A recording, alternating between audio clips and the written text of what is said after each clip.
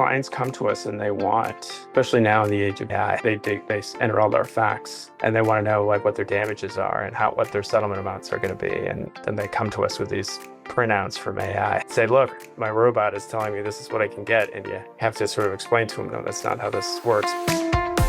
Hi, everyone, and welcome to Path Found, the podcast about the real, messy, unexpected journeys that lead us to the work we love. I'm Monica Argandonia, and every week I talk with someone whose story proves there's no single right way to build a meaningful life. Somewhere around age 21, Chris Davis sat down for a paralegal interview at a law firm and told the partner across the table that he wasn't sure he wanted the job. He wasn't being strategic. He just didn't know yet. She closed the door, and what happened next turned out to be one of those small moments that quietly redirects a life. Today, Chris is the founding partner of Working Solutions Law Firm, an employment law practice with offices in New York, New Jersey, Massachusetts, and a fourth opening in Connecticut. And he represents employees in discrimination cases, wage and hour class actions, and whistleblower claims. As he puts it, the good guys wherever they are. But between that interview and that firm, there was a year of service work in San Francisco on a stipend, a stint in a Senate mailroom, law school at night, and a run as an assistant district attorney in Manhattan. This conversation is part of our AI and Career series, and Chris brought something we haven't heard yet on this show. A lawyer whose firm is running 1,000-client arbitration with AI drafting documents, who will also tell you flatly that nothing is going to sign the pleading for him. We talk about ethical pressures on young associates, the client conversation nobody wants to have, what happens to first-year jobs when the first-year work gets automated, and what he'd say now to the 21-year-old who didn't have an answer. This is Path Found. So, Chris, I'm happy to see you today and talk with you. So we're just going to jump right in, and, I always kind of want a background of my guests, and so I'm going to start when you were 18. What did you think you'd be doing right now when you were 18? Geez, when I was 18, my goodness, I guess what is that, like senior year of high school, freshman year of college, I really didn't have a fair sense for what I was going to do. I only knew what I had certain interests. I liked to write. I liked music. I liked my English classes. Thought I might be a journalist. I was also interested in certain public service activities, and over time developed more of an interest in community-based organizing and service work, which I did in San Francisco after college. But at the time, like 18, I don't know, I was pretty content to hang out with my friends and not worry too much about the next couple of years. I sort of was like content to like let the world, unfold before me, like and maybe like take every experience as sort of a new thing that I could absorb.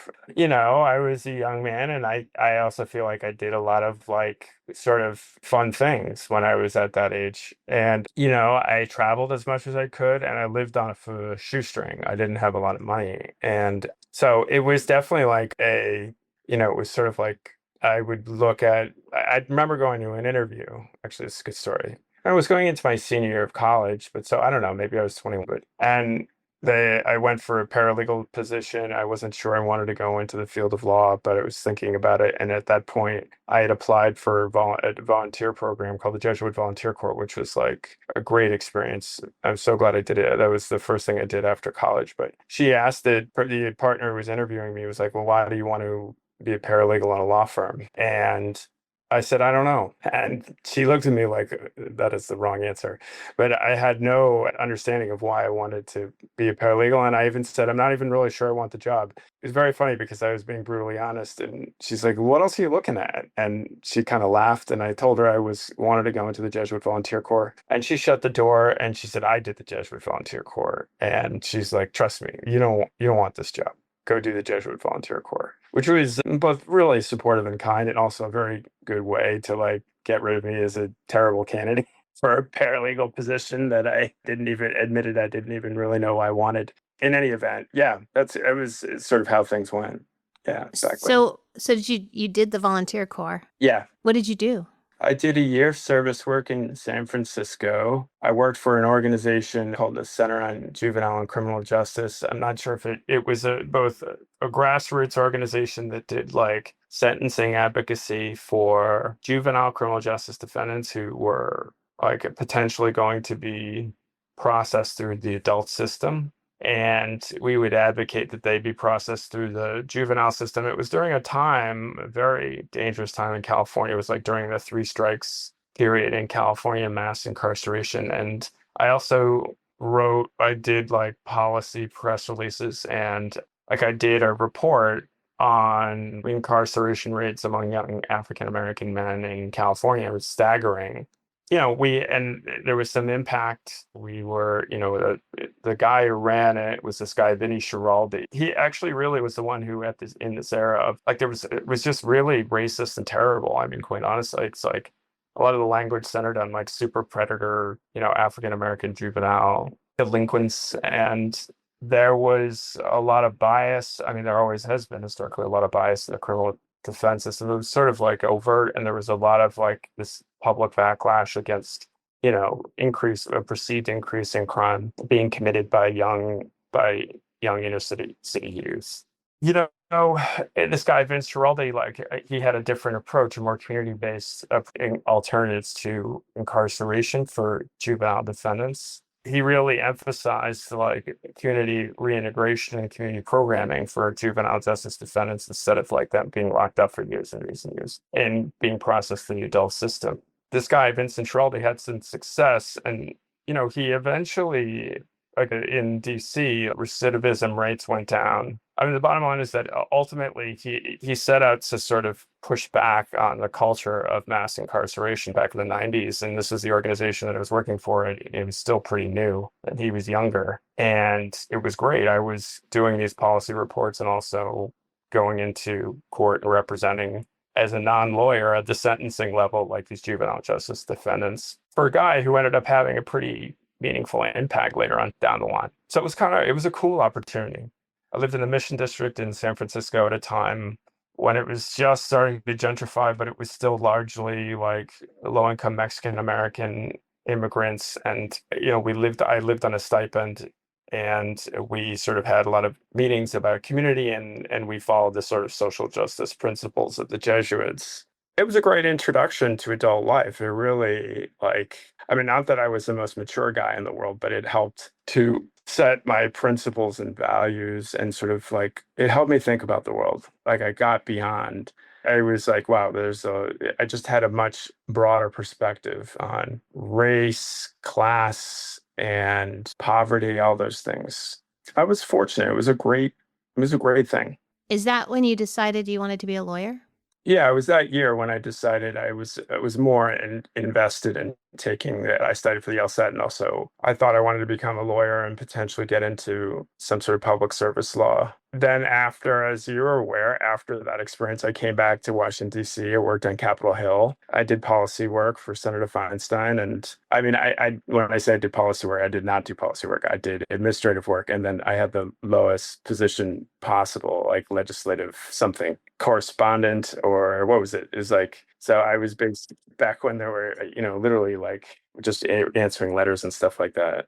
I worked in the mailroom for a while, went to law school at night, and then I transferred to the day program. And then I went to law school, and I thought, hey, maybe I want to be a trial lawyer or a litigator. And I ended up coming to Manhattan, to New York City. I got a job as a assistant district attorney in Manhattan when I graduated. And I loved that job. And then life happened. Then I had kids, and that whole thing was crazy. And everything sort of shifted and changed. But yeah, so that's chapter one. So what are you doing right now? So what ended up happening was, after a few years of, I was married and had young kids, and I decided I needed to go into private practice so I can make some more income and afford to live in New York City and put my kids through college. And so for a few years, I bounced around between different employment law firms. I went into plaintiff side employment law and some management side, but mostly plaintiff side employment law, working on behalf of employees and, in discrimination matters, wage and hour class actions, whistleblower cases, retaliation cases, any breach of contract, anything. It was great work. And over time, I slowly developed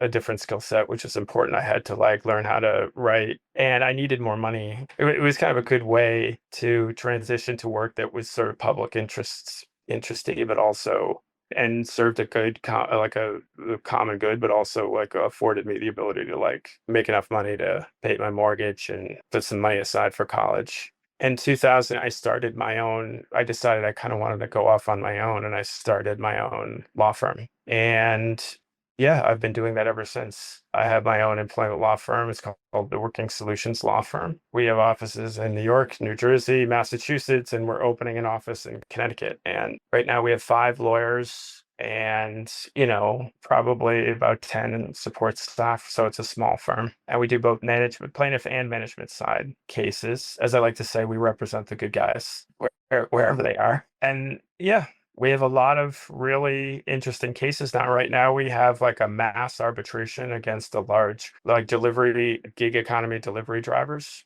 And we have to do these settlement conference calls, and we've done over 1,000 of them. I've really learned a lot about different areas of the law and how to practice in, different areas of the law. So what part of the legal work of being a lawyer surprised you the most? Something that they never told you in law school that you just had to learn on the job? I mean, there is a huge, huge gap between like law school and the practice of law. And when I was going to law school, there weren't a lot of internship opportunity, not as many, but there are more now. But like, I mean, the first thing is that like I took ethics and I used to think like none of these issues will come up. And like, ethical issues come up literally like every week, like in the practice of law. If you're a litigator, they come up all the time and you have to sort of have a sense for like right and wrong and where the boundaries are. You have to know where the boundaries are because oftentimes there's a lot of pressure. Like subtle pressure could be financial pressure, it could be the desire to please a client or something, and you have to be able to say no. And that can be very hard as a young associate. I had to do it a few times. I had a partner ask me to instruct a witness to perjure herself. I mean, literally, it was like, this is just what she said, this is just what we do. I said no. I had to get another partner involved, and it's less dramatic on a day-to-day basis, like, but it does happen that, a lot that you have to like exercise ethical judgment. I was also just not prepared for some of the realities of the practice of law, which was that law school was competitive, but like finding positions, I got good jobs, but it was like really hard to like land on my feet, especially in private practice, like transitioning to private practice, like, and the almighty billable hour, like working long hours and knowing how to manage your lifestyle and manage yourself when you have these pressures. I mean, the best thing for me has been to be my own boss. I love having my own firm.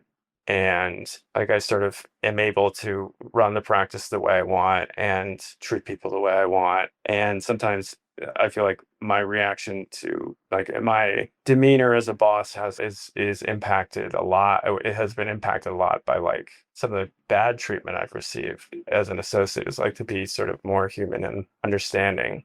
At the very least, I still hold people accountable, but to not be a jerk about it. One thing, like it's very easy in the practice of law to lose sense to develop this hyper focus either on money or status or something. I mean, it's surprising how strong that can grip you, and you can lose sense of yourself. At different points, I felt that for me, it was more just like there was a period where I kind of got away from myself, and it was because I felt so much financial pressure to make sure that my family was safe and taken care of financially. And ultimately, like I reached a point where it's like, man, I've got to like reset and take some time out for myself and be more like not just like nose to the grindstone thing. I have to pull in X, Y, and Z. At least when I was in law school, you were like self-management and work-life balance was not something that was like people were aware of back then.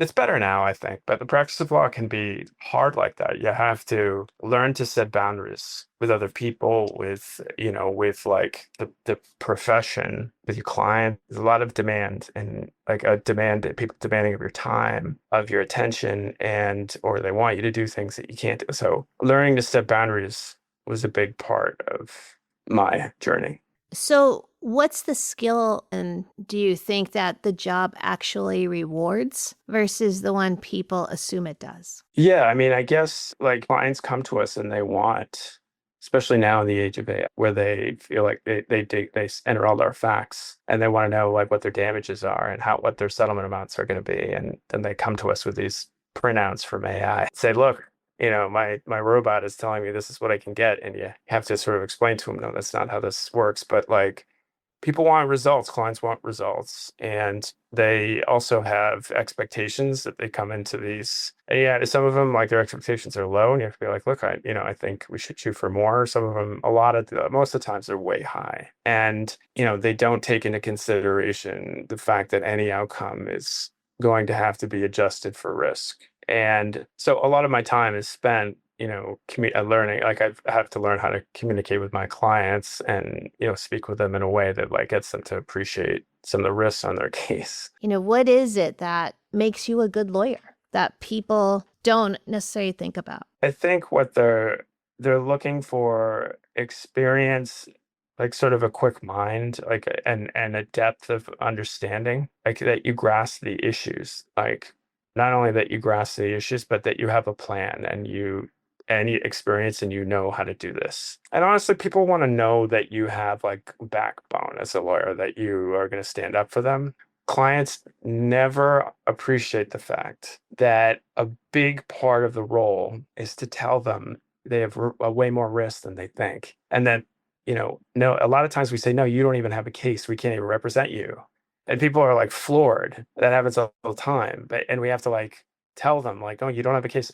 But sometimes actually had a mediation this past week. I could tell you this anonymously, but like it was a CEO for a large company, and I was represented him. He had a breach of contract claim that seemed pretty straightforward. There was no evidence that he had been a bad employee. They just couldn't afford him. So after they hired him, they realized they couldn't afford him anymore, and then they fired him, and they didn't pay out his severance. And his severance agreement, his employment contract said that he was guaranteed severance if he was fired, not for cause, but if he was fired for cause, he didn't get severance. So they said, you're fired for cause. And it was like, cause is defined as like committing a crime, not some fact dispute over whether or not someone was actually performing their job. So he had a pretty good case, but about halfway through, it turns out he had like downloaded a whole bunch of documents that he shouldn't have downloaded, like proprietary data that he could give to a competitor. He didn't actually give it to a competitor. But about halfway through the mediation, I had to pull the mediator in and speak to this client and tell him like, hey, you're just telling me now about this. If they find out about it, it's going to impact your case. So we have to be a little more practical. And I told the mediator, like, come in and let's just talk about this. And I didn't know exactly what the mediator was going to say, but I knew the mediator had heard this a million times before, because it happens a lot in these cases where all of a sudden you have a client who's like, oh, I removed a few things, or I still have a laptop or a device with all this data. So then I didn't really know what the mediator was going to say. The mediator said, like, look, the fact that you kept these documents, even if you didn't distribute them, that's going to be a problem. And then my client said, well, all right, it's going to be a problem, but they don't know about it. And my response initially was like, well, they're going to find out. But then the mediator who had been speaking with them was like, they know about it. Like they already knew about it. And he just had been told not to tell us. And I think, now that the cat was out of the bag, he let us know. And it was at that point my client's eyes went like this, but I had to break it down for him. So the expectation is that as a lawyer, like there's certain things I can't overcome. We got a great outcome, all things considered. He got a result that was well into the six figures, and he's happy. But he was able to accept the fact. There was a situation where it was like he could accept the fact that he had risk on his case, because it was kind of dramatic the way it unfolded, which helped. But there's a lot of instances with people who just can't wrap their heads. A lot of clients who were like, look, this is what the case is worth, and this is what I should be getting. And they don't see the risk. It's true for a lot of people, but you got to like kind of break it down for them.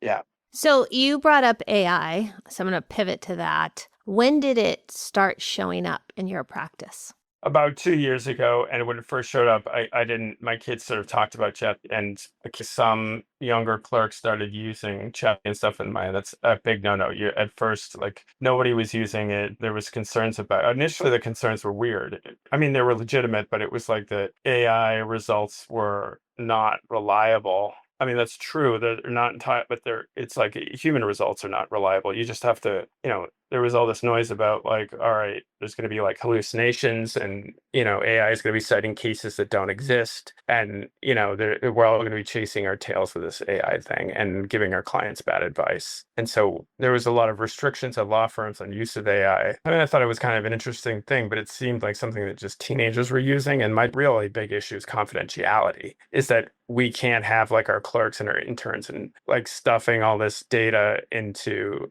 their personal chat GPT accounts. They're going to end up back in, or like educating the chat GPT brain. When do you actually start using it? This year we started using it. Like I got an enterprise account like a year and a half ago. I didn't really use it until it's been this year that we started using it a lot more. And in particular on like I now have a mass arbitration. Basically my AI is performing the functions of a lawyer right now. Like it will every week it adjusts a series of like smart sheets based on other like certain like how many calls we've done. It updates everything, like all of my smart sheets, to make sure that we didn't miss like like attributing a phone call to a certain person. It updates address information based on emails coming in. I mean, the most amazing thing is that it's now drafting like simple documents. It'll draft statements of claim. Like these are all arbitrations that are going to be filed in different states, and it drafts those statements of claim and it uploads them to our document database, and then we go in and proof them and send them out via DocuSign for signature. So, I mean, that's been incredible. Like, we have over 1,000 clients right now, and the efficiencies have been unbelievable. The counting and the time and doing all of that. I mean, that's got to be huge. And those aren't necessarily tasks that anybody would miss, right? Like even like 2 years ago, this automation was kind of clunky. We'd have to draft all these templates, and then, we could maybe have like map certain data into the templates by state, but like 100 at a time, and it would take a lot. It would take a lot of time. But now AI creates the templates and then pulls the data from the sheets and then drafts the statement of claim without any of us having to coordinate anything. And then it uploads it to our document database so that my assistant, can go in and proof it and then get it out by DocuSign. So it's, and it helped. It reviews my email and it drafts emails to opposing counsel. I mean, on this case in particular, it's extremely useful. And as like cases are like, I found that like I'm now creating projects for it. Like I'll create a project we use Perplexity, but which is like, it's a multi-model browser. So it basically, all of its searches run through Claude and Chat. I mean, people tend to be, happy with Claude. We have been, but like Perplexity it's very good for professionals, and it has like a deep research function that's useful, and it's good for like case citations. It's also helping us. It's helping us with like simpler drafting, and we're adding a bunch of templates now so that it can template and draft things easier for pretty much any type of case that we might have. So it's making things easier. Everything, like it replaces a lot of the functions of like the first year associate. Everything needs to be checked. And time consuming part is also just the scripts, like making sure that you build like different pieces of the automation correctly so it doesn't screw up, and that your templates are solid. Sometimes you got to go back in, and sometimes links break and stuff. You got to go back in and fix stuff. But yeah, now a component of legal work now is just supervising your AI and checking the product. And that's the most important thing. So you just said it kind of replaces what a first year associate would be doing. But if that's gone and that, that keeps happening, how does a first year associate ever get trained? We actually have a first year associates to actually supervise the AI and also to use AI effectively. Like, I'm spending a lot of my time as a partner now banging around with AI, but really we want our associates to like be adept at using it as well. And nothing's going to replace, like someone needs to exercise human judgment and like settle cases, go to trial, do depositions, stuff like that. So we're always going to need lawyers.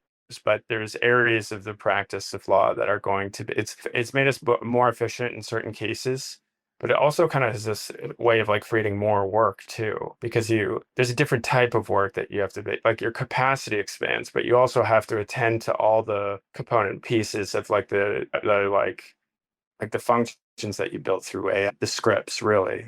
Like you build these scripts and the running automation and checking your emails, checking your data, checking your documents, but like you have to make sure that it's doing it correctly and you have to adjust the scripts. So in every couple of weeks, there's something new like that needs to change on a case. So it's like sitting down with a meeting with an associate every week or 2 weeks, and it takes time. Whereas you could just have the associates sort of take over the work of the AI, of supervising the AI and managing some of these bigger projects. So either way, there's going to be work available for young lawyers, and nothing will really replace the individual judgment and decision making that lawyers have to. I mean, AI can assist and probably, and still, I'm not a believer that like AI's judgment is poor.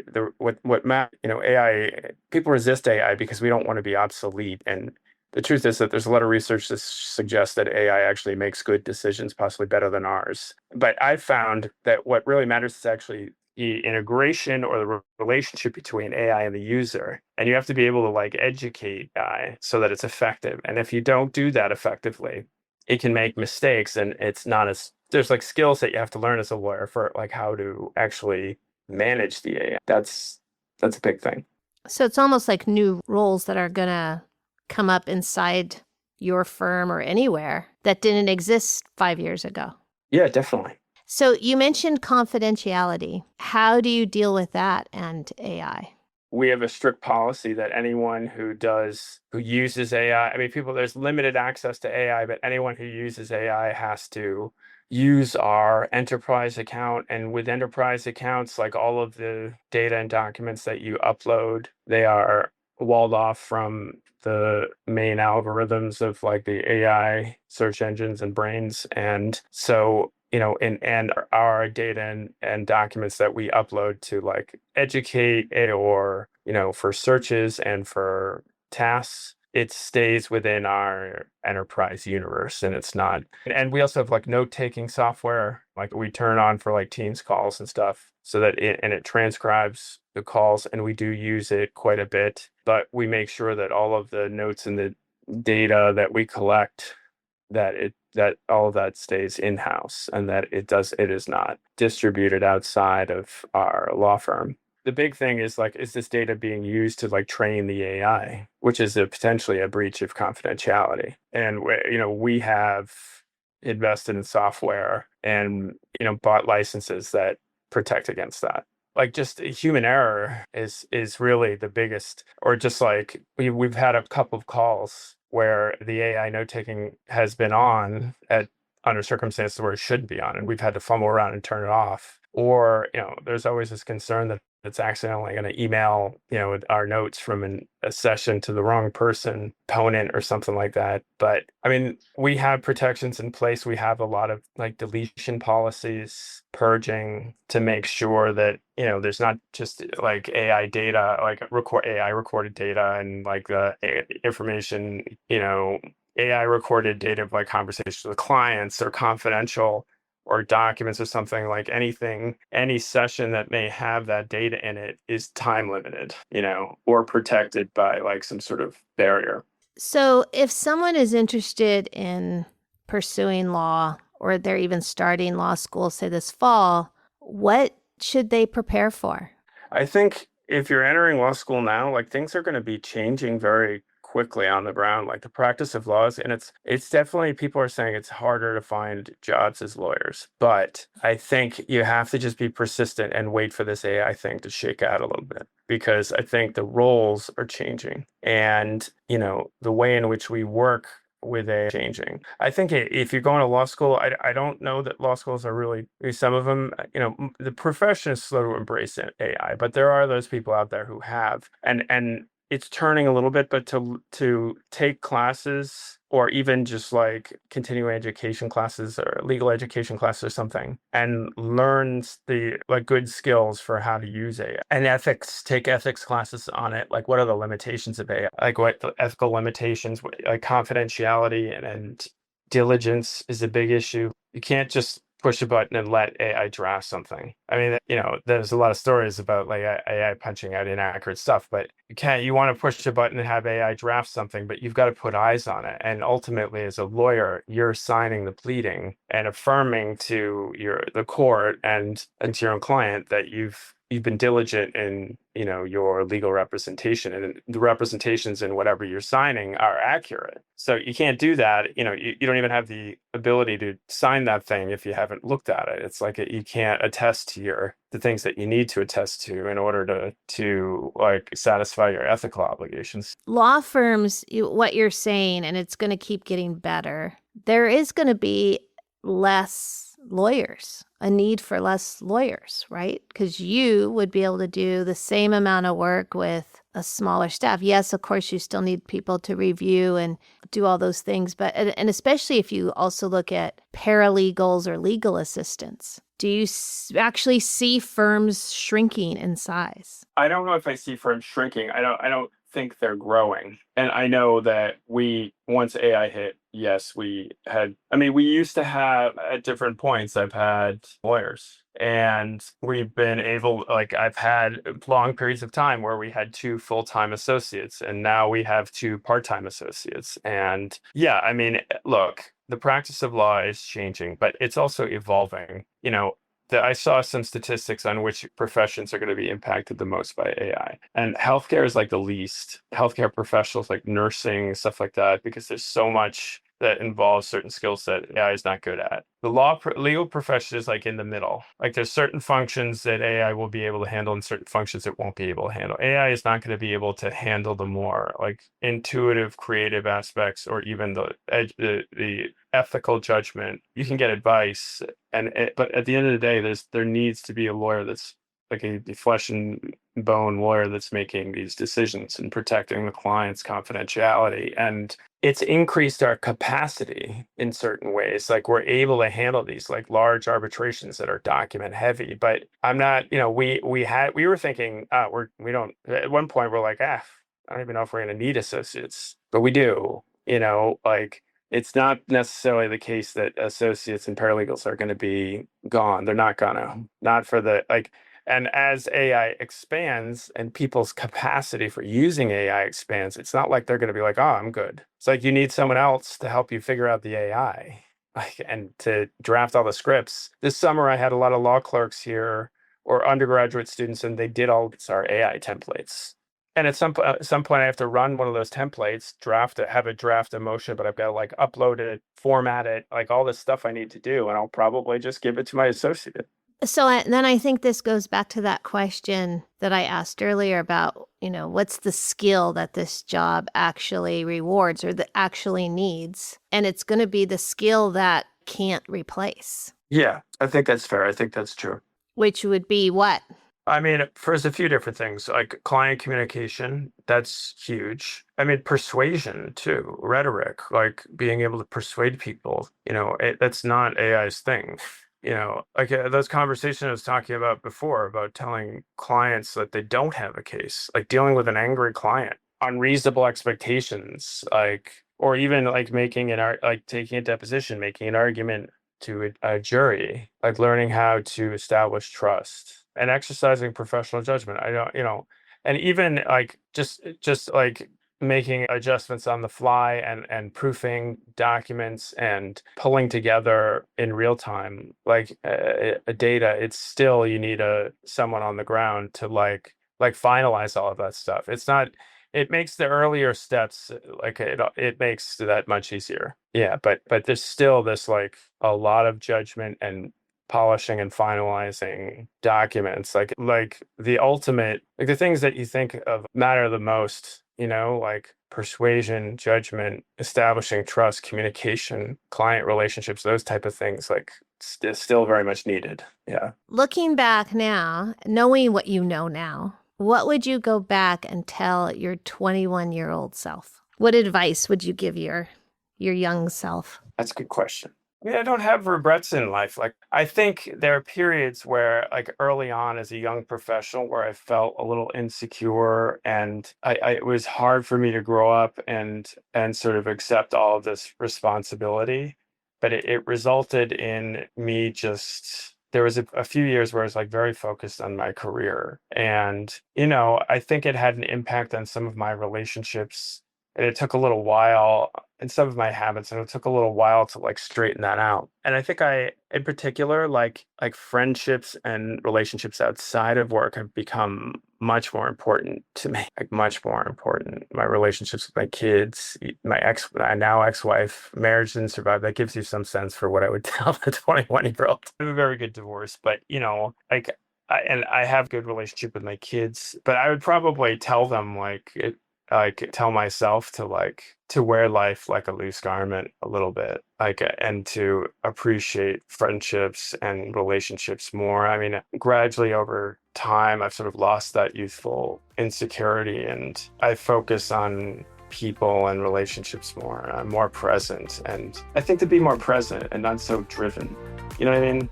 Well, thank you so much, Chris. I appreciate this conversation. Of course, it's been my pleasure, Monica. Thank you so much for listening to Path Found. If anything we talked about today connected with you or gave you a new perspective, we'd love it if you subscribed, left a review, or shared the episode with someone you care about. You can also find us on Instagram at Path Found Podcast. To explore more stories, resources, and ways to get involved, visit KeystoneNetwork.org. This podcast is just one part of the journey. At Keystone Network, we're helping young people and anyone figuring it out as they go build meaningful futures one step at a time. A huge thank you to my podcast editor, David Strutt. You can find him on LinkedIn for helping bring these stories to life, and to Elizabeth Miner at Silvermine Creative for the beautiful artwork and web design. And if you're on your own path, navigating the unknown, making a pivot, or simply figuring it out as you go, just know you're not alone. The route may not be linear, but there's always a way forward. I'm Monica Argandonia, and I'll see you next time on Path Found.